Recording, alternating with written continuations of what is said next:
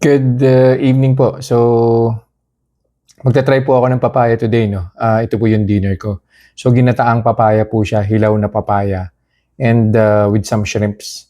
So, I think there's a lot of discussion about this, 'no, kung pupuwede po ba 'to sa diabetic or hindi. Kasi yung hinog na papaya, sobrang konti lang po yung pupuwedeng kainin, ng isang diabetic person. So, ito tingnan po natin, with gata and with shrimp. And we'll see, 'no, kung ano po yung magiging reaction ng blood sugar ko po dito. Kumuha na po ako ng blood sugar level, currently at 108, of course, through the OTAI CGM.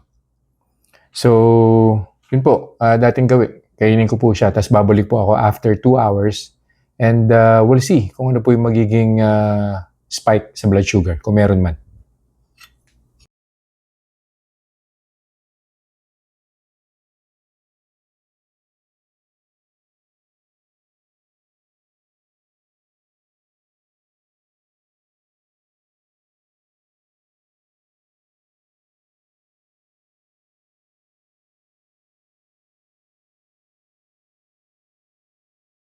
Reminders lang po, huwag pong mag-aanli.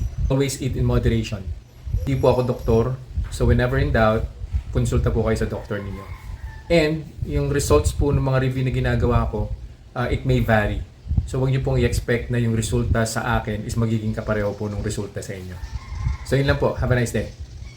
Conclusion na po tayo dun po sa ginataang papaya na kinain ko po 2 hours ago. No? Yung blood sugar level ko po started at 108. And then on the first hour, umakyat po siya, nag-100, 130. And then after 15 to 20 minutes, nag-137 pa po siya. Yun na po yung peak, 137. So from 108 to 137, so that's plus 29.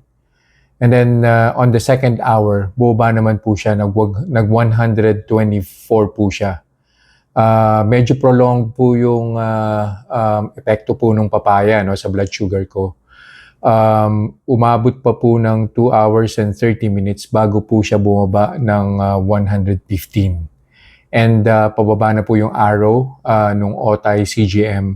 So I'm pretty sure in the next probably 5 or 10 minutes, bababa na po yan. Baka maabot na po niya yung 108 na blood sugar baseline.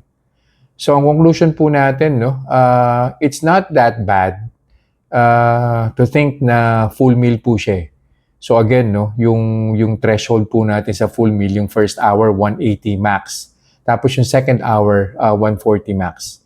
But then again, palagi ko naman pong sinasabi, ba't po tayo magsisettle dun sa max? Kung kaya po nating ibaba, which in this particular scenario, nakita nyo naman po 137 lang po yung max po niya.